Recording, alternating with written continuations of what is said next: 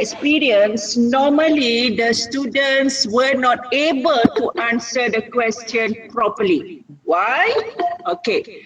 The reason why the students were not able to answer the question properly during test 2 and during final exam, because the student ponting. Okay, you miss the class, and then the case study being given to you is not that difficult, but we make it to look difficult, and somehow you just lose interest during the lose interest or lose focus during test and during final exam. That will make you not able to answer the question properly. Percaya tak? Selalunya macam itulah. Alright. So, nak tak nak, you have to attend my class at least for the next 3 more weeks, and also remember we still have 2 more weeks, and then the material that I need to cover for the rest of our lecture week, okay, towards the end of the semester, everything will be covered in your final exam. Okay, so meaning that you will not be able to miss out my class. All right. So the engineering economy, why is it so important to have some knowledge on the engineering economy? So, well, all right, this is a typical situation that you're going to face when you are dealing with the project and you are the engineer that who are responsible to make decision for the company. All right. Say for example, okay, you have a system.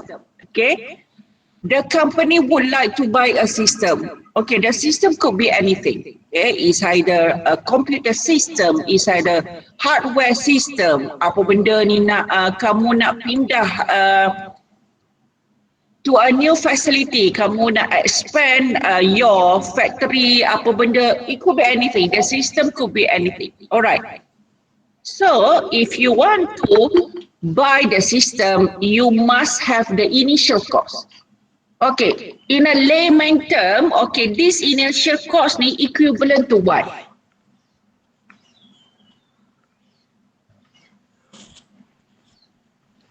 Hello?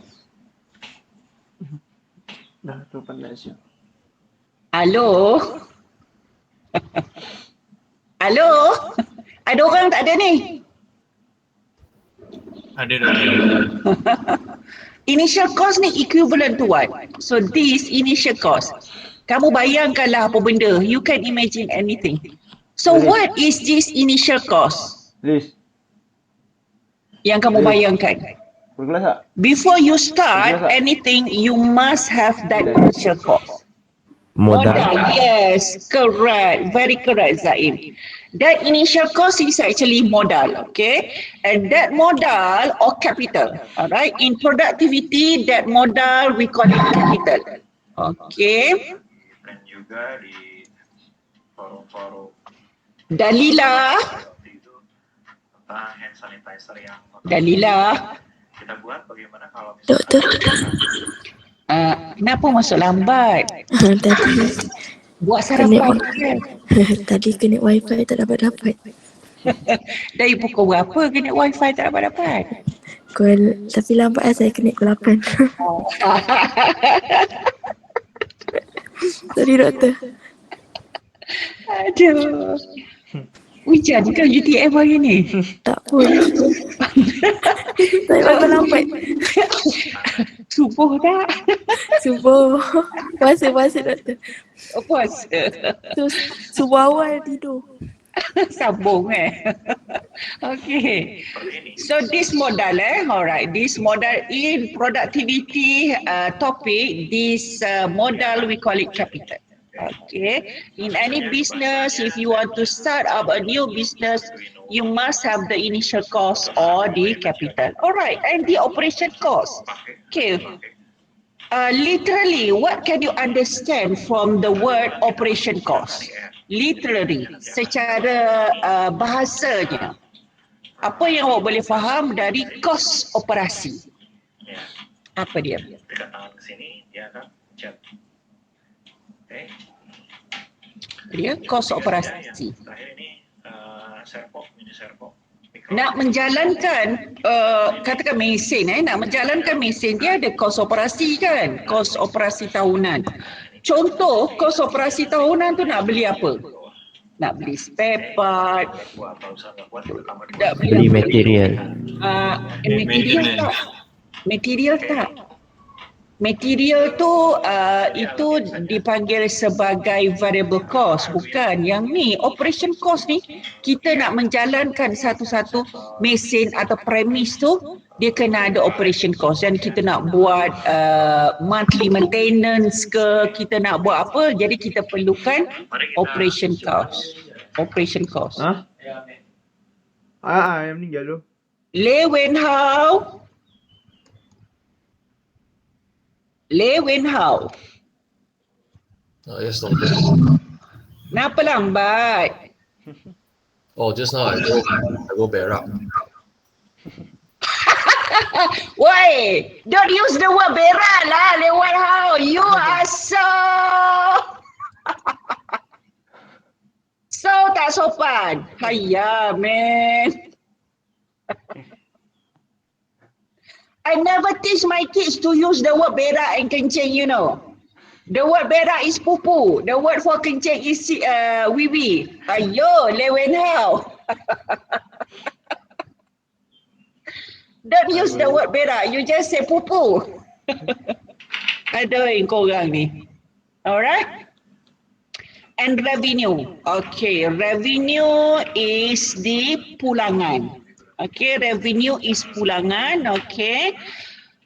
The company get 160,000 at year 1 and the revenue decreases. Alright, the revenue could be increases or could be stagnant, which is uniform every year, and could be decreases. And you have the salvage value. So the salvage value at end of life, meaning, okay, you sell off this initial cost. Say for example, this initial cost is for machine. If you buy machine, you will be able to sell at the end of life. Okay, you expected that machine to be able to operate 8 years. At the end of year 8, you sell off that machine and you will get back 10,000. All right. So in engineering economy, so this thing is, we call it the case study, all right? So from the case study, what we would like to do is you need to formulate, all right? You need to formulate the case study, okay? Then what you should do next is you need to draw the cash flow diagram, and finally, okay, you solve the problem. All right, so this question sebenarnya dia nak apa, right? So what you need to solve for this case study, all right? Determine the equivalent present worth. So this is what you're supposed to solve, and this is the answer for this problem. All right. Okay. So, well, for engineer, this is a normal situation that you are facing in your daily life. All right. So, okay. So what we need to do now is we need to get some familiarization with the engineering economy in terms of terminologies used and what are the formulas are relevant to solve this problem. Saya rasa macam saya bercakap seorang-seorang je ni. Orang lain mana? Sambung tidur ke apa ni? Dengar doktor. Dengar. Ada doktor, ada. Ada doktor, ada. Ada. Awak tengah buat apa ni? Mendengar. Mendengar. Fokus doktor. Mendengar. Steward awak dekat mana steward? Rumah. Kasihan.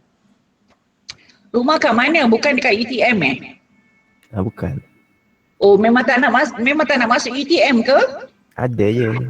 Semester lepas. Oh, lepas tu semester ni decided not to come to UTM. Tiket mahal doktor.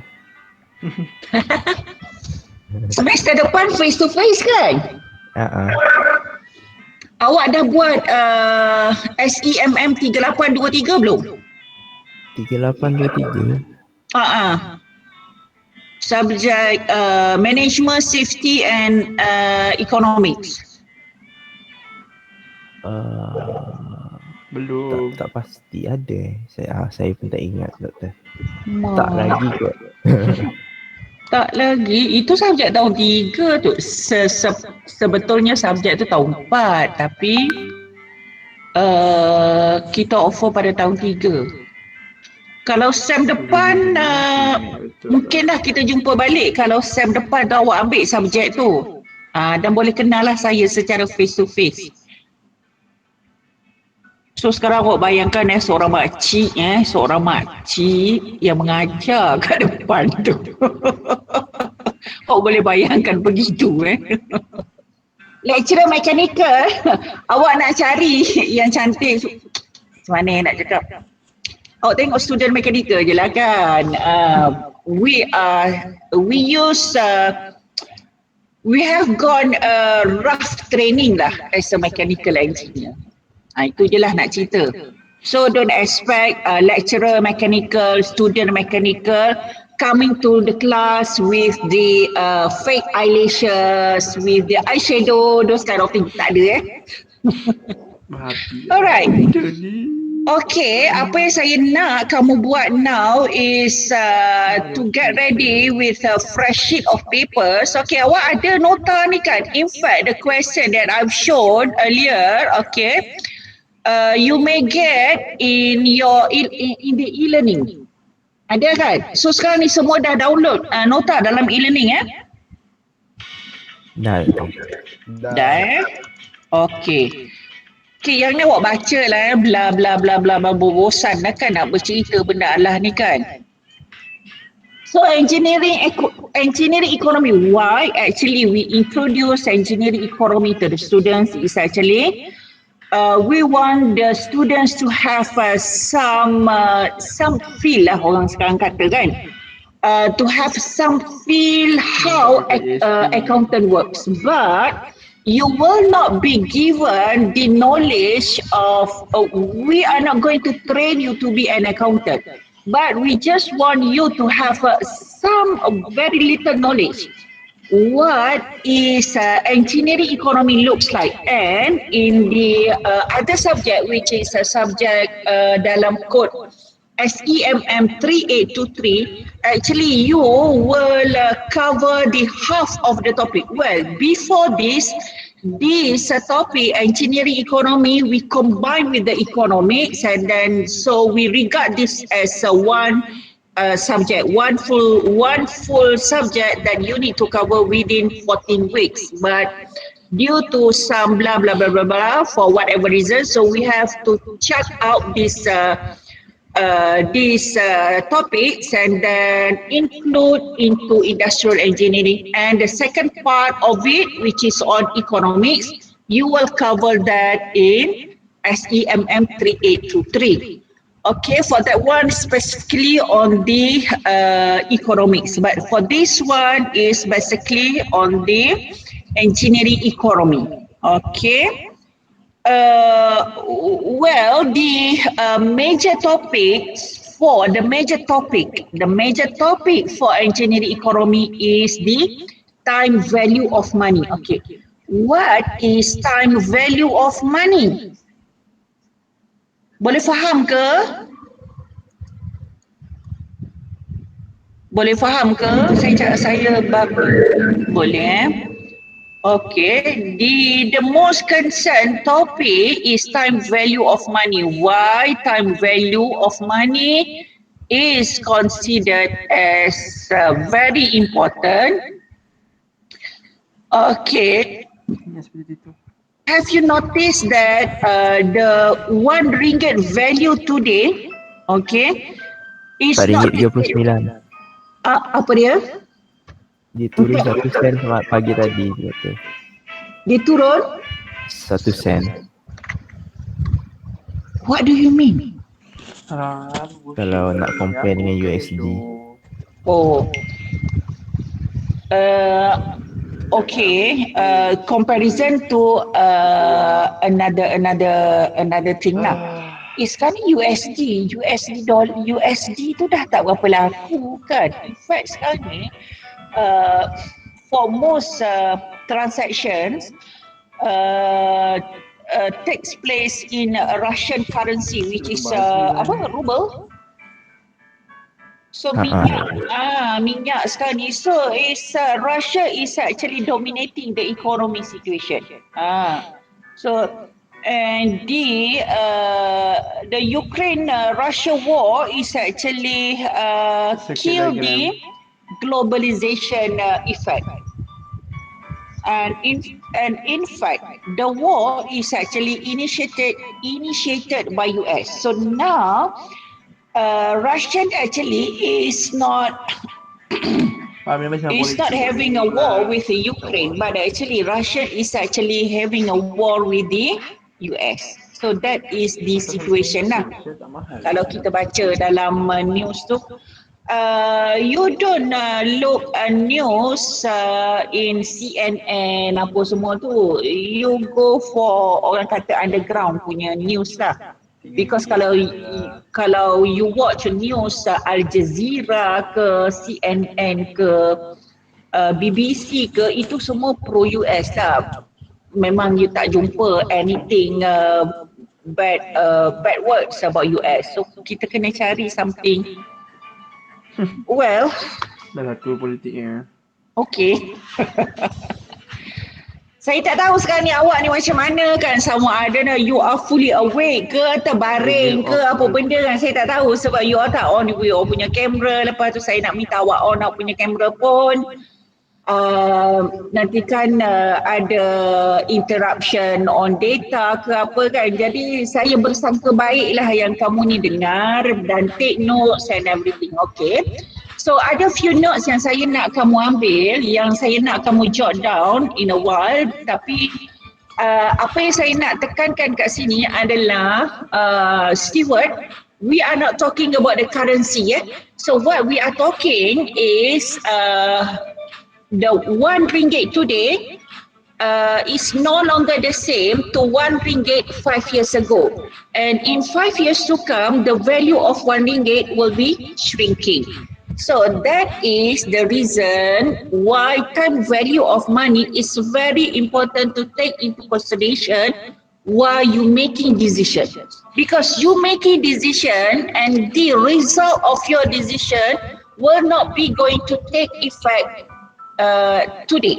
Is going to take effect 2 years to come, 3 years to come, or few period to come. So you need so what in our calculation to get the solution, all right, we take into consideration the time value of money. Okay, boleh faham? Boleh faham So these are the topics, alright. So these are the topics that you're going to cover for the whole semester, for the whole engineering economy topics. Okay, I want you to write this down. Okay, simple growth, compounded growth, and semua ni. Dan you may think lah, okay. You need to aware that what is simple growth, what is compounded, what is nominal, so these are the topics. that we need to cover for the whole engineering economy topic. Dah salin semua kena salin lah. Okay. Dia macam kamu kena sediakan scrapbook ke, folder ke kan. So dia punya kat depan folder tu okay, ini topik-topik dia. Alright, done? Dan. Done Alright. So before we cover, saya okay. Kalau saya tak jawab soalan awak bermakna I got annoyed Kadang-kadang bila saya bagi tahu student, kalau ada soalan dalam kelas terus tanya. Okey? Tapi kamu ni suka PM saya tanya soalan macam-macam sebab kan dalam kelas you on kamu punya Google Meet dan kamu cabut.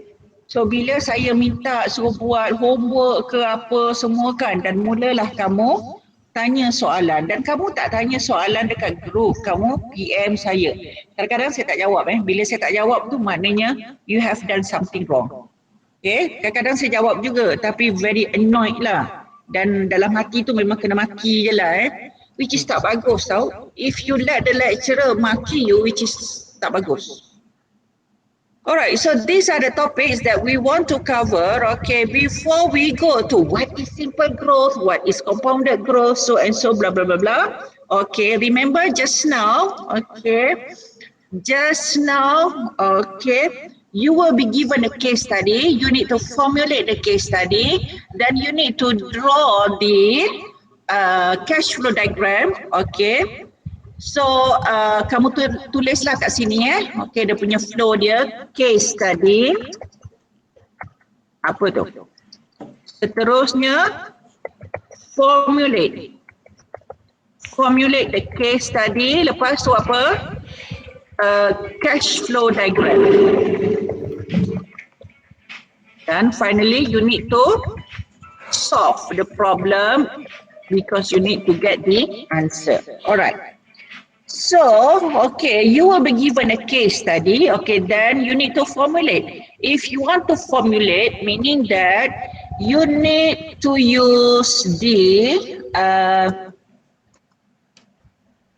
abbreviation, okay, or terminologies, alright. So, you will have this P, okay. So, for formulation, you need the basic terminology of P, okay, awak tulis Satu P. P represent the present value, okay, present value. P represents present value. And second one, you need to know F. F is to represent the future value, alright. The third one is uniform, okay. A stands for uniform, okay, it happened uniformly. Okay, every year. In this case is every year. And next one is gradient. So this gradient, okay, could be increases, okay, and also decreases. Okay, so this is gradient. So the G value in this case is 100 because at end of year 2, okay, it increases to 100. Okay, year 3 to 200. So the G for this situation is 100. Okay, ada soalan? Next is exponent. Alright, so for the gradient, it happens constantly, straight line. But for E, it happens exponentially. If it is happened exponentially, meaning that it happens, according to exponent line. Alright.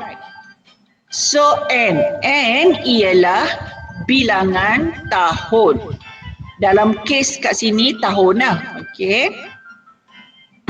Bilangan tahun yang kita ambil kira di dalam perkiraan kita. Alright. And finally, I is interest or growth rate. Okay. Dalam bahasa engineering ekonomi, I equals to growth rate. But in the layman terms, it is actually interest. Alright. So yang ni awak boleh baca lah. Okay, yang ni awak boleh baca. Okay, nota ni saya tak tahu yang mana yang awak ada because I combine all the notes and then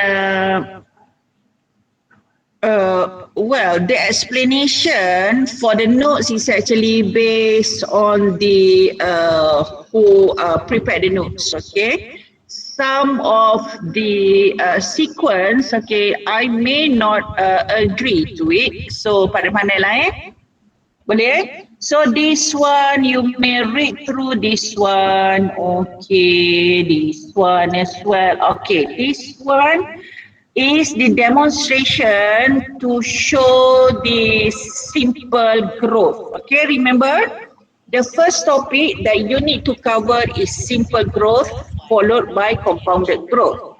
Jadi apa yang kita nak buat kat sini adalah simple growth. Okay, kita nak tengok simple growth dulu So first thing first, okay, we need to differentiate between this simple and compounded growth. So what is the meaning of the simple growth? Okay, so the growth formula is actually principles, multiple unit time and multiple growth rate. Okay, you will not use this formula, so don't bother about it. So you just make sure you understand the meaning for growth is actually principal multiple to the unit time and multiple to the growth rate. Okay, so this is unit time which is N, the growth rate is I. So this principal is some amount of money that you have, right? So, okay, a company provides loan for workers with a payback scheme based on simple growth. Determines the amount owed by a worker if he borrowed 2,000. So this is principal, all right, for 5 years. So this is N at a growth rate. So this is I equals to 10%. All right, so at the end of year 5, so how much does this company or how much does the worker has to pay to the company? All right, so growth each year is 2,000. Okay, you multiply to the growth rate and multiply to the year, which is 5. So this is actually the extra money that the workers has to pay the company. Okay, year 0, okay, you receive 2,000. All right. And at the end of year 5, you need to pay out the company 3,000. All right, which you need to pay extra or additional 1,000. So that 1,000 is actually interest. Okay, in a layman terms, we call it interest. All right. But the simple growth actually does not happen in our daily life. What you will get from the bank charge you compoundedly. All right.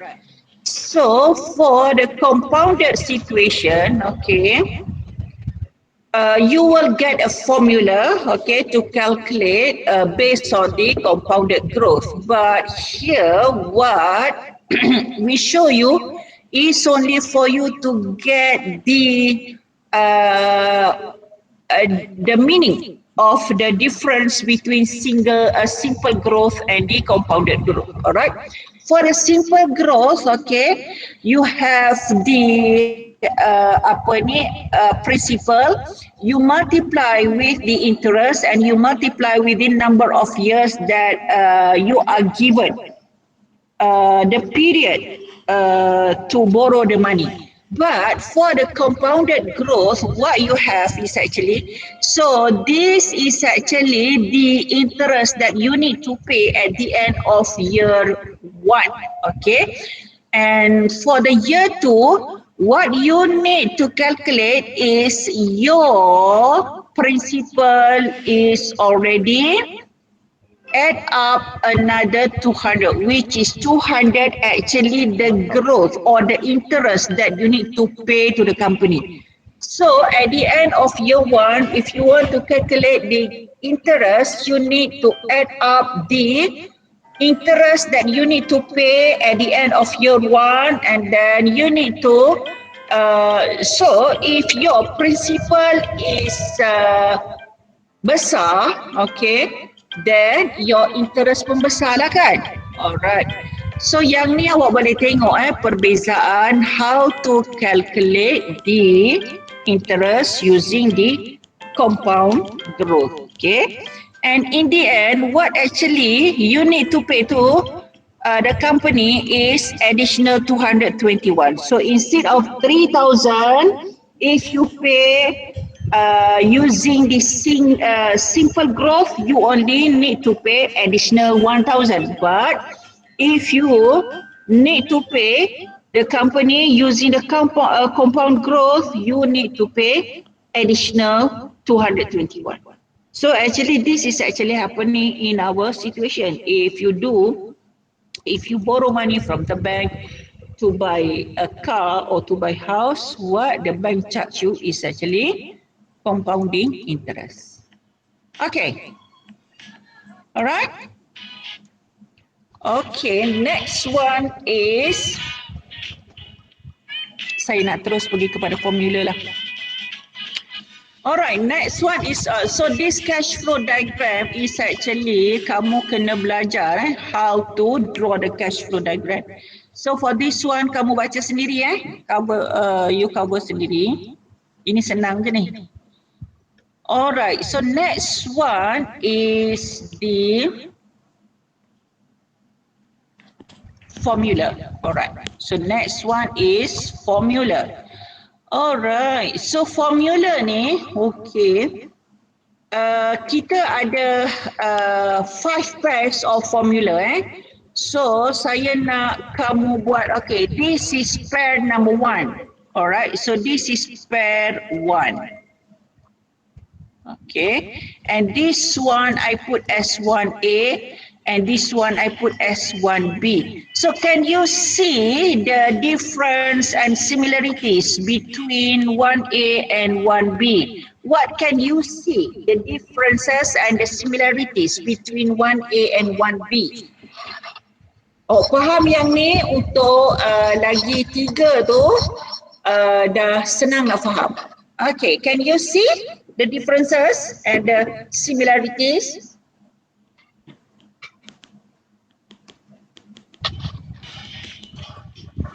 For this one, I put that unknown. Maknanya inilah yang kamu nak cari kan? Okay. So this is unknown. And this one, this P is known. Okay. So I is known and N also known. So for this one, P is unknown. And F is known. Okay. So what's the difference? Susunan. Susunan. What do you mean by susunan? Yang first tu kita nak cari F. So kita darab P darab dengan 1 tambah 1 I tu kuasa N. Yang satu lagi tu P, basically yang sebelah tu bawa ke kiri. So this whole thing you bring over here kan? Ya. Itu je. Alright. So you write it down This is a 1A and 1B. Okay. Next you have 2A and 2B. So this one is 2A, okay. Tulis 2A and 2B, okay. On one fresh sheet of paper, awak tulis formula ni. Okay. All right. Remember, when you do the calculation, okay, in your test and in your final exam, you must write it down the value for this one. Jangan kamu tulis formula and then bagi final answer. Okay, what's happening in your calculator we do not know. So actually jalan kerja untuk dapat this one, let's say the marks for this one is 10 marks, okay? So yang ni you will get only 1 mark sahaja. Okay, so 4 marks will be given to the cash flow diagram. Okay, so this one. This one you will get 4 marks, okay? And the rest 5 marks is actually we would like to see the values what is actually happening dalam formula tersebut. Okay, so ramai lose mark kat situ lah. Alright, if you see the difference between 2A and 2B here is only the susunan, the formula. Okay, for P is unknown. P is unknown meaning that you want to determine the value for P. And A is given to you, A is known to you. So susunan formula dia macam ni.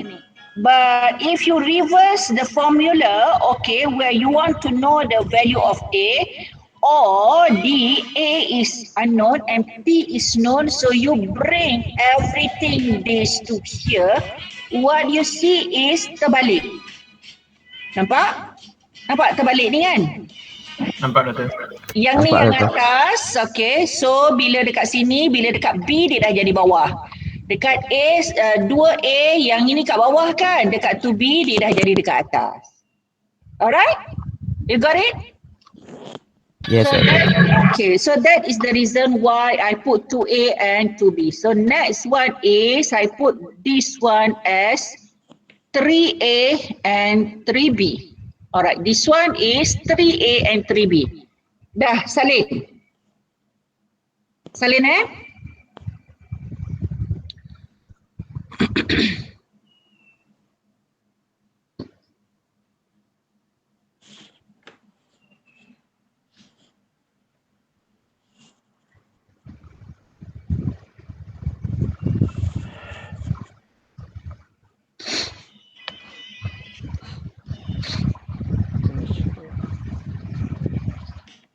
Latuk dia kena sengat tau.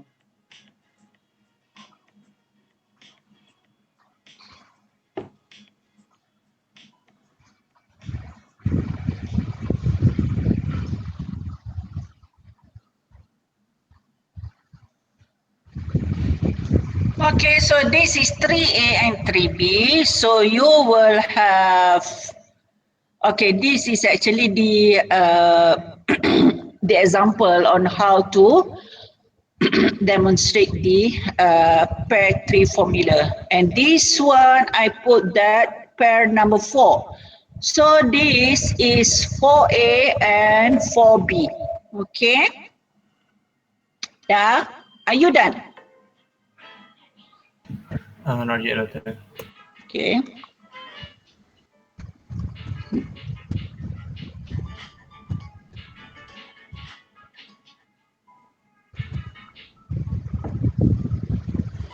Oh, power bank. Ya, boleh tu.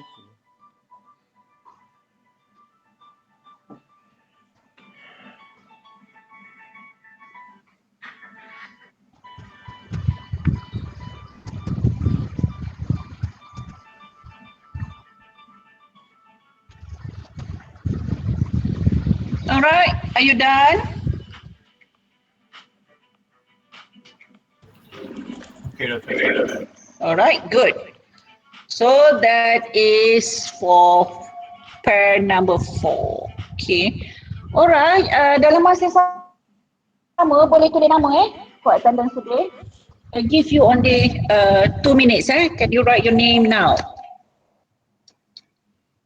Siapa yang lambat tu, biasanya saya tak ambil kira lah sebab mungkin kamu dah pergi mana-mana kan, tak masuk pun kelas. Alright. So this is pair number 5. Alright, so this is pair number 5. Finally, this is pair number 5. Okay, can you write it down? Pair number 5. Itu power bank eh.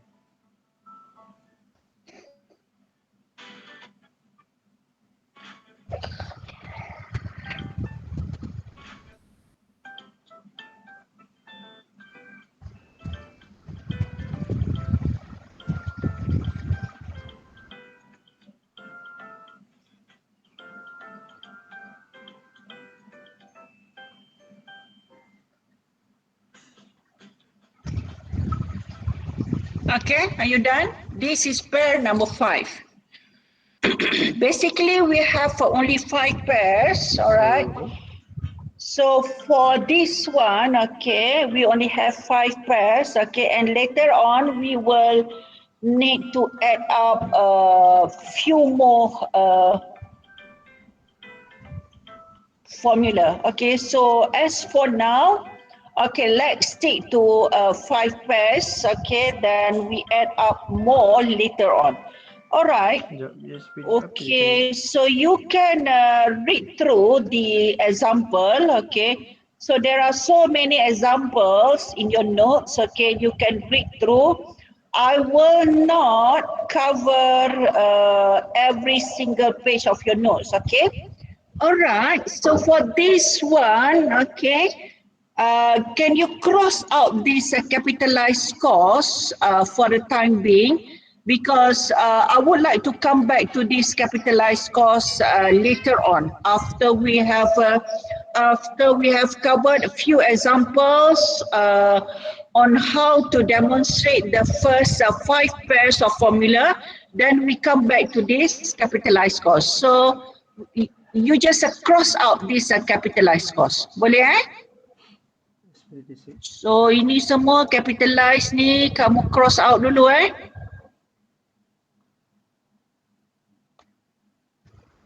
Jumpa tak dalam nota kamu yang ni? Ada jumpa? Ada tak? Ada. There. Alright, so these combined factors. Alright, so combined factors meaning that, okay, you will be given a case study. So in a case study, the formula that you are required to use in order to solve the problem does not limited to pair number 1 or pair number 2 or pair number 3. It could be combination of pair 1, 2, 3, 4 and 5. So that's what we put that as combined factors. All right.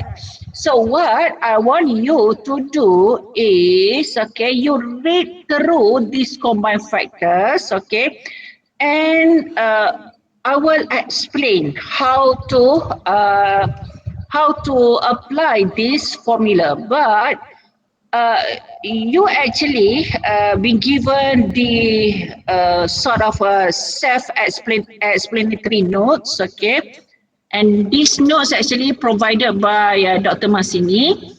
Well, you can read through this combined factor, okay, by yourself, okay? There are some, well, patutnya dah boleh faham lah sebab detail notes dibagi ni very detail. Right, so this one you read through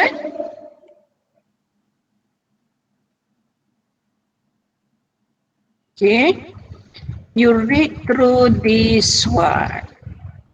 Okay, siap dah bagi solution semua dah ni. Nampak ada solution semua ni. Boleh baca sendiri ni. Alright, so apa yang kita nak buat adalah nak selesaikan masalah ni. Okay.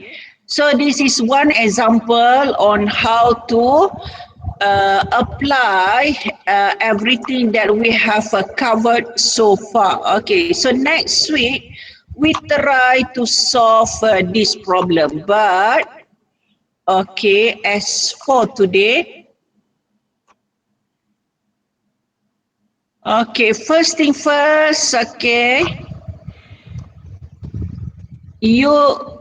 we need to formulate this one, okay? How can we formulate this one is by noting every value here. What is actually the terminology.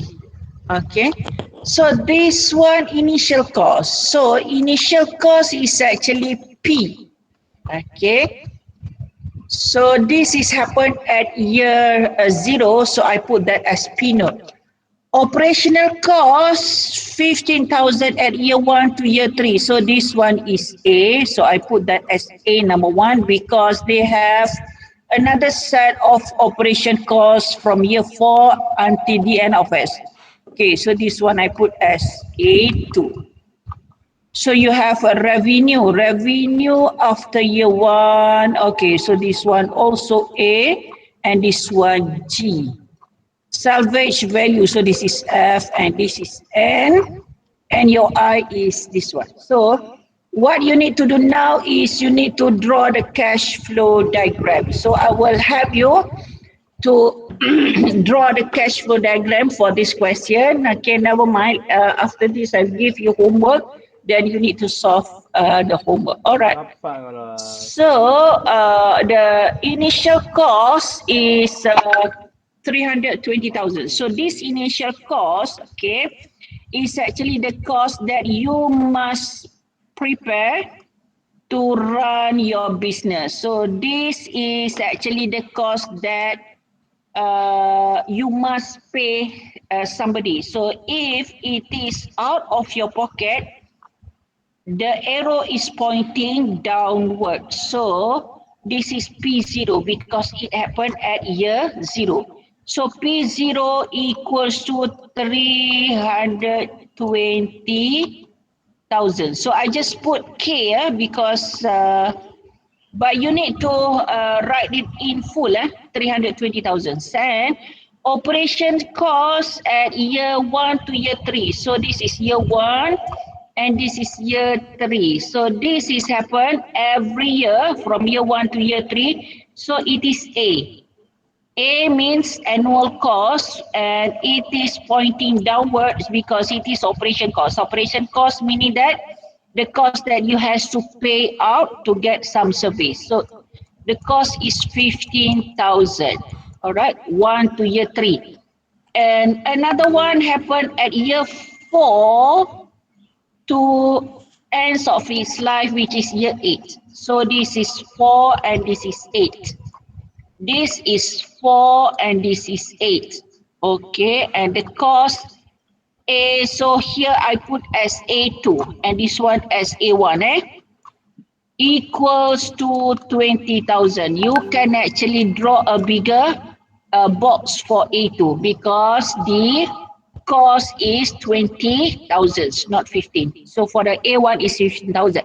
All right, so you get revenue at year 1 and after year 1, it decreases until, okay. So at year 1 here, your revenue is 16,000 and it decreases. Okay. So your A, so I put that as A3 equals to 160,000. It happens at year 1, end of year 1, and then it decreases. Decreases meaning that your G equals to 2,000. Okay, decreases at a constant rate. So the constant rate is G. Salvage value at the end of year 8, you sell your machine, okay, then gives you 10,000. So this one is actually F. So this F equals to 10,000. All right.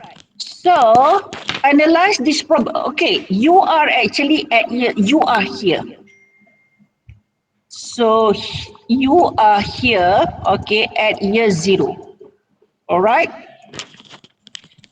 Determine the equivalent present worth. So this A that happened, that will happen at year 1 and year 3. So you must bring this to here. So this one I put that as P1. And you also need to, and you need also to analyze this A2 that will happen at year 4 to year 8. Now, so I put that as P2. And this one I put here, okay, as P3. 3. So this one is revenue, so it is pointing upward. And this one is F. I put that as P, P0, P1, P2, P3, P4. So your P total, you need to P total equals to P0 plus P1 plus P2 plus P3 and plus P4. Alright. So next week we're going to see what how can we solve the problem. Alright? Doktor, Saya contoh tu kan ada arrow pointing downward and another one dekat atas. So maksudnya kalau P yang kat atas tu dia punya sign dia opposite Ada negative positive. yes, kalau P pointing upward meaning that positive. Positive maksud dia money goes into your pocket. Kalau negative meaning that money out of your pocket. Okay. Okay, good. Alright, see you all next week. Thank you very much. Okay, I need to move on to my next class. Alright, bye-bye. See you all next week. Thank you. Doktor. Thank you, Doctor. Thank you, Doktor. Minggu depan kita tengok soalan tu Alright. Alright.